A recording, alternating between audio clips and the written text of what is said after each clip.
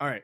So this next one, I feel like there's some controversy behind it as far as defensive player of the year. So at first, it Mhm. started off with the clear-cut favorite. We already know who that is, Victor Wembanyama. Then after he got hurt and was out for the rest of the year, and went from Evan Mobley to Dyson Daniels, those two, then maybe Jaren Jackson, and then Draymond Green said on his podcast that he should be defensive player of the year. Then his odds rose up. So it's just a mixture of all. Well, really, it's a two-man race now at this point. Mhm. So, Josh, who's your DPOY? Well, another asterisk next to another Defensive Player of the Year for 2 seasons in a row. It's gonna be Last asterisk year every year. last year, Wemby being a rookie on a pretty bad basketball team, but destroying the league defensively. There was no questions about it. This year, again, destroying the league defensively, and people are still saying, just give it to him. Like who cares? Like I don't care what anyone else did after the All-Star break. Like he's already still like what did we say? Dyson Daniels barely caught him in stocks this week. Mhm. He's still like 30 blocks ahead of the next person, even being out since All-Star break. Yeah.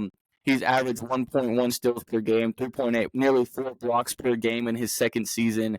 The best defensive rating in the entire NBA when he's on. I think they have the top 5 defensive rating whenever he was on the court. Yeah. Bottom 25, bottom 5 when he was off the court. So rim protection, dude. Oh my gosh. You're losing your voice here. You started talking Rim about women protect. getting choked up. Yeah, my bad. Rim protection when he was there. The ratings were all the way up. I think it was top in the league and that's both Evan Mobley, better than Evan Mobley and Jarrett Allen combined. So yeah, he's defensive player of the year. I have to digress. I have to pick second place. Yep, I have to pick a second place player. And see, I'm torn right now. I'm torn between Evan Mobley and torn between Draymond Green because Draymond Green. I mean, Evan Mobley is definitely the defensive catalyst for his team being the best defender on his basketball team because Jarrett Allen is a really great defender. But he's limited in a sample. He's more limited than this Evan Mobley, who can kind of go out to the three-point line and come back to the basket and guard all 5 positions. While Jarrett Allen is more like that rim, that interior presence to be able to protect people from driving into the paint, and he can kind of guard mid-ranges a little bit.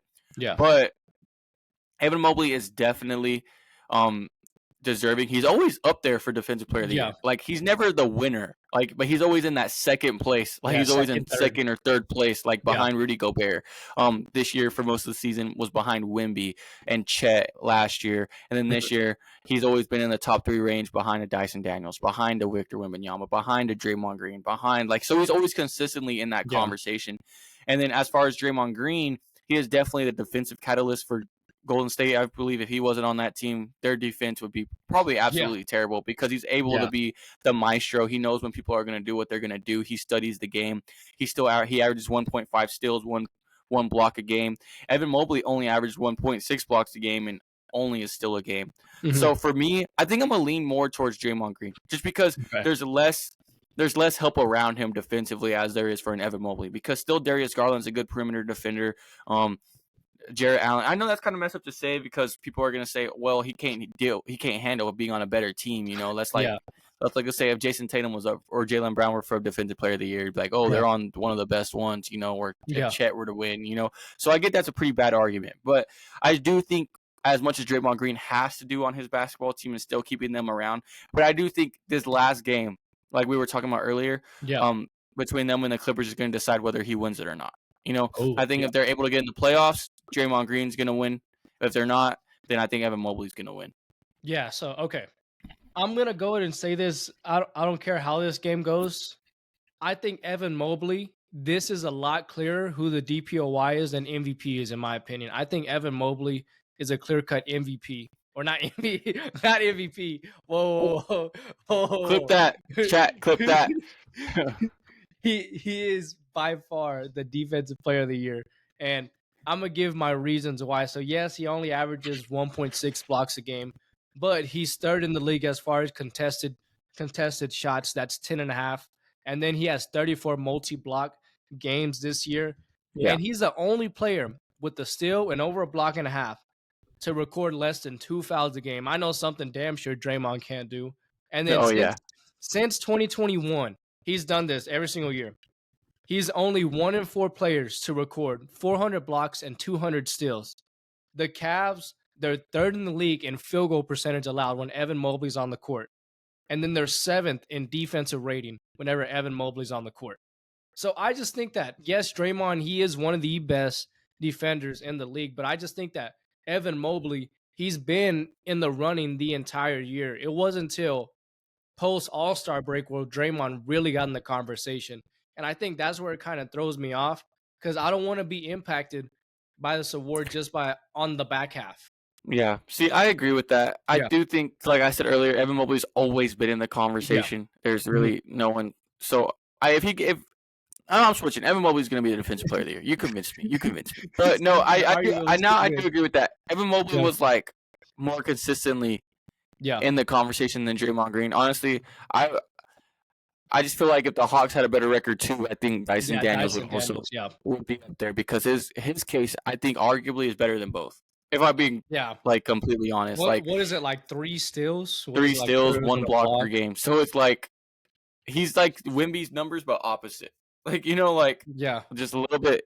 Wemby averages 2 steals and 4 blocks, but on his side, Dyson Daniels definitely has a case to win it. Who knows? He may like some voters may be like, you know what, forget it. Let's just give it to him. But there's there probably are. I think it's gonna go to. I can see where it goes to either side, Draymond Green or Evan Mobley. But I think Evan Mobley's consistency in the conversation is probably it should be him. You know what? I would just throw in another guy, which I didn't even know if I told you throughout the week. I got a lot of shit for that. I'm in Thompson over the Cooper flag. But what were they telling you? Let's talk about it. What were they telling you? The normal stuff. You're crazy. You shouldn't have a podcast. That kind of stuff. The normal stuff that they always say. And there was this one where somebody's like, they let anybody say something on the internet. I'm like, yeah, that's what social media is for. So you got to respond back with a little bit of sarcastic. But no, I'm going to say this about Amin Thompson real quick. Almost a block and a half, a steal and a half. When he's on the court, fourth best defense on the Rockets and best perimeter defender behind Dyson Daniels. I think he's up there with Dyson Daniels and Lou Dort. Well, behind Wemby too. So I'm just saying. Well, Wemby's not a perimeter player. He guards everything, bro. But okay, if you had to narrow it down to one, you would say interior, right? Yeah, he's the best interior for sure. You know what? Of all time. Not right now. Not right now. He is. Victor Wembanyama is the best interior defender in the history of basketball. Yeah, I'm clipping that. Clip it. I'm not mad. I'll ride by that take, bro. Oh yes, I know you will. No. Also, that was another thing. Brecken, he was in the trenches as far as responding on the TikTok. He was telling me, but I don't have TikTok, so it's just like I was like, I wanted to go look, but nah. Like I'll just read it off of you or something. Yeah, no, I'll send you the screenshots a little bit later. But no, as far as like back with this DPOY right here, I just think that like I was saying, the consistency, and I just think that the past 3 years, because it was Jaren Jackson, Rudy Gobert, right? And then this year. And like you're saying, he's been top 3 in all of those. And he was in the Jaren Jackson when he was second, right? I think he was second, something along those lines. So I just think that it's just finally bound to it. And honestly, I think if Draymond wins it, I wouldn't be upset, but I would say it's a little bit of a media run, if that makes sense. Like, hey, you're like a president, bro. He's doing his campaign right now. I'd say do what you got to do, but it's like we know what you did there.